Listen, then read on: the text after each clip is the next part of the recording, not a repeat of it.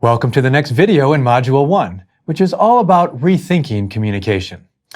Now in this video, we'll look at the conventional approach for understanding communication, what scholars often call the transmission model of communication.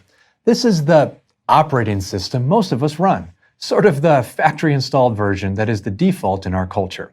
It works fine for much of our day-to-day life, but it often breaks down when things get complicated, and usually doesn't have the capacity to account for the complexities of human interaction in our modern landscape of group work. So, we'll look at the critiques of the transmission model with an eye towards an alternative model of communication, that of social construction, which is the focus of our next video. But first, let's examine the transmission model of communication in more detail.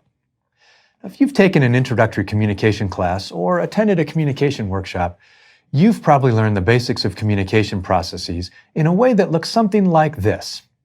Basically, communication involves the exchange of messages between senders and receivers through a particular channel, subject to noise and interference, and often resulting in some sort of feedback. Effective communication thus entails the successful transmission of information, where the message received is the same message the sender intended, thus the transmission model of communication.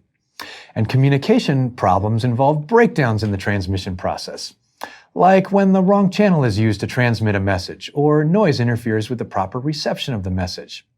So, according to this model, the general purpose or definition of communication is to transfer information from one person to another or from one place to another. Simple enough, right? Well, at a basic level, this approach to communication describes many of our day-to-day communication experiences. When we make a phone call or send a text or email message or have a face-to-face conversation with someone, it certainly seems like we're engaging in a process of message transmission between senders and receivers. And any communication problem should be resolved with a straightforward adjustment to some aspect of this model. Just clarify your message or try a different channel, or maybe eliminate some of the noise. Almost makes you wonder why we have so many communication problems in the first place. But if we go deeper, we realize that there is so much more going on in most communication situations than just message transmission, though there certainly is at least that. The simplicity of all those day-to-day interactions, giving directions, planning our schedules, requesting information, is actually underwritten by several underlying assumptions and conditions that are in place that make the transmission possible to begin with. The transmission model works best when messages clearly represent the meanings in the minds of the sender, when the messages are transmitted without distortion, and when messages are received and interpreted the same way that they were intended. Now, when those conditions are gone, the transmission model breaks down. Like when I craft a message that doesn't quite capture the meaning I'm trying to convey, or when you receive a different message than I intended to send. But often it's not simply the case that we can just fix our communication by just restoring these conditions, because it's actually quite difficult, sometimes even impossible, to have these conditions in the first place. Meaning is elusive, not easily captured by our language. Language creates the social realities in our minds as much as it reflects it. There are almost always distortions in our message transmission. Conflicting cultural norms or values, personal biases or assumptions, political interests, or even ideological motivations. And virtually any message is open to multiple interpretations, even if the sender is very clear about what they claim to mean in a particular situation. And furthermore, what happens if all these conditions of meaning, limited distortion, and interpretation are in place and we still don't agree, still don't understand each other? Then what we've got here is a true failure to communicate, as the famous scene from the movie Cool Hand Luke demonstrates. The fact is, many of our so-called communication problems are marked by instances where people actually do understand each other's messages fairly well, yet still don't align, connect, or agree. And it's a mistake to just think that we can fix these problems by simply tweaking some aspect of the transmission model.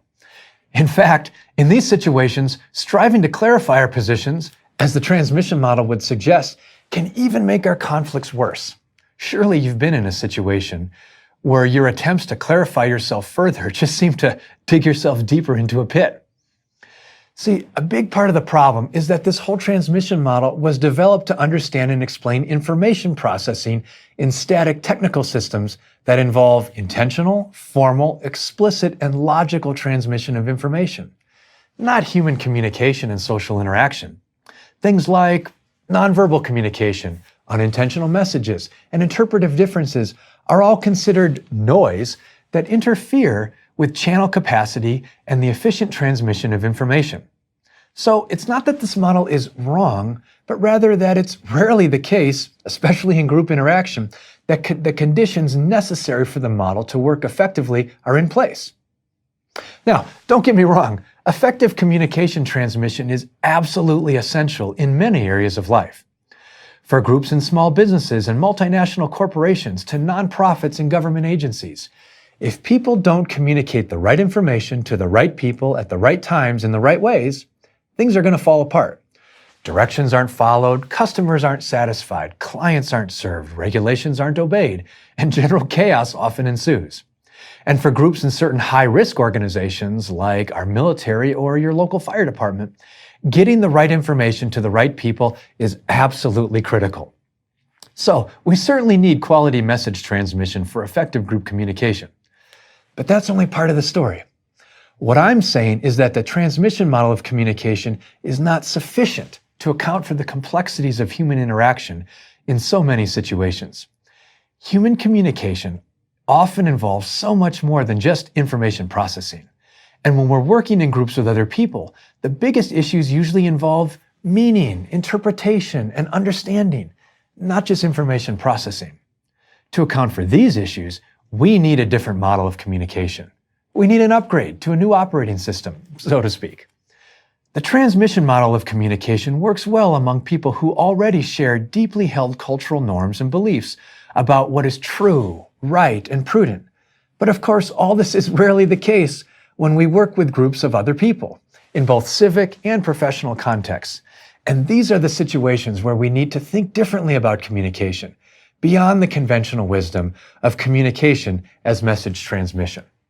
So, in our next video, we'll explore an alternative model of communication, communication as social construction. See you then.